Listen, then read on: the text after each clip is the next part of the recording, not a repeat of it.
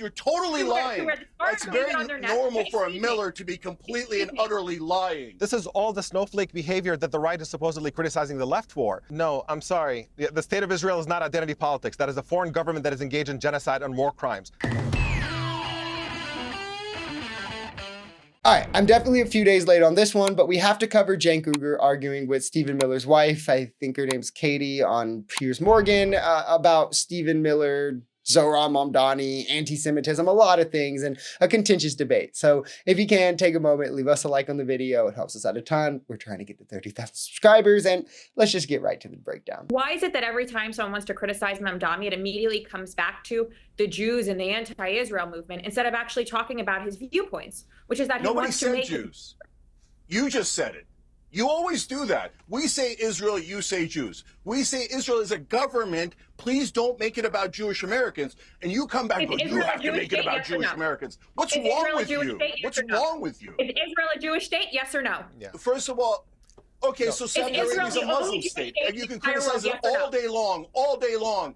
There's no special protection because for what you're doing is you're decoding language that to calls mock themselves American a Jewish state or a and to Muslim say that state. we should not be here and we should not be in existence, and that you would be happy for other people like Mamdani to use it. I want Israel to be safe. Nothing of the sort. Nonsense. You're totally lying.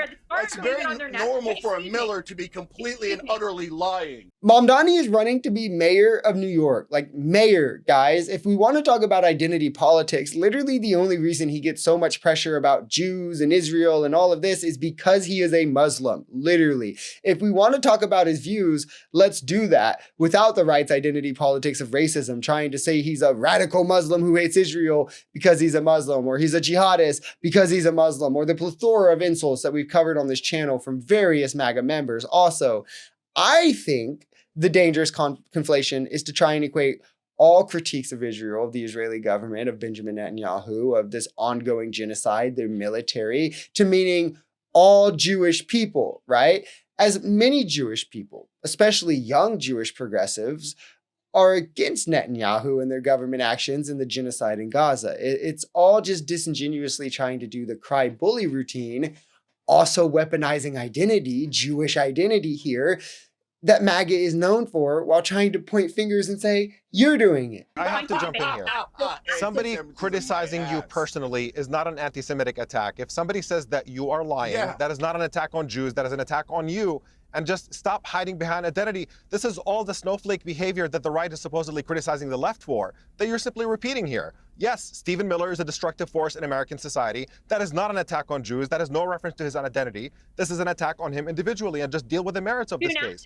And also, when it comes to Mamdani and all the stuff that he said, let's go there. Whatever you want to call him, you have to be clear about the fact. Bring us the Israeli state, right? That's how we got here in the first place. Let's rewind. Mamdani, and we should be clear about what Mamdani said in relation to policing in New York and Israel. How we got here was Jillian very perfectly pointed out that we should not use identity politics to get here. And immediately we went to the state of Israel. Of people, no, I'm sorry. The state of Israel is not identity politics. That is a foreign government that is engaged in genocide and war crimes. It is some weird thing on the right. Well, it exists on the left too, but largely on the right as well. Evangelicals more lean right, mostly based on this kind of religious foundation, and then money, of course, where it's not, where defense of Israel is almost an identity.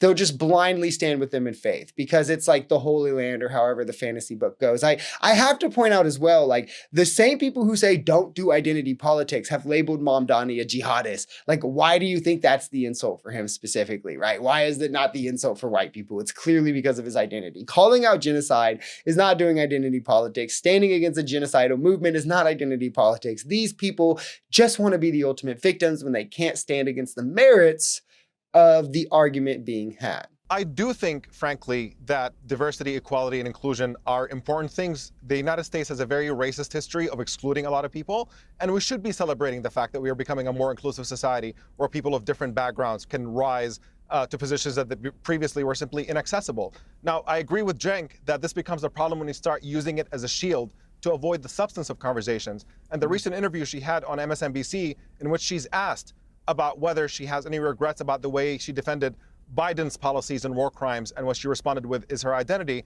That, to me, is a misuse and an abuse of DEI. It's a way to trivialize that and essentially reduce identity politics to something distasteful that becomes a source of criticism.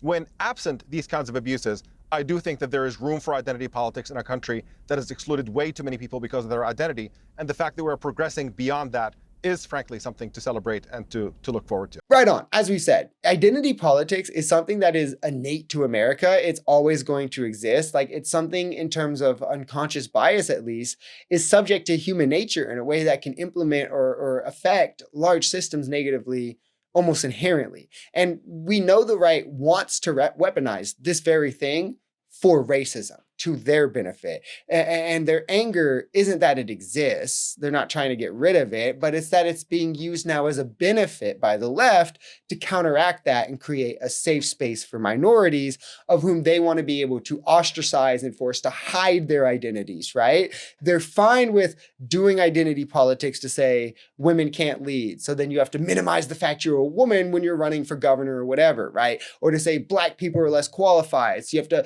minimize the fact that you had a much larger uphill battle to get into Harvard, right? And had to fight twice as hard to get where you are, or Muslims or radical terrorists or whatever, the list goes on. But then they have an issue in saying, well, a black female might have experiences that lead her to better treat black female patients as a doctor, as just like one example. Diversity is a benefit. And in the subjective nature of qualifications, it will be one in many instances, especially among already qualified candidates in terms of like, if we're talking like education experience, that, which is like what DEI is anyway, like any other kind of representation of it is just misleading. What we need to do is exactly this, continue to shut down the lies that are based in racism coming from MAGA about this, that large swaths of the population have probably just been led to believe because they've been led to believe things on faith without evidence. So it's a common problem on the right.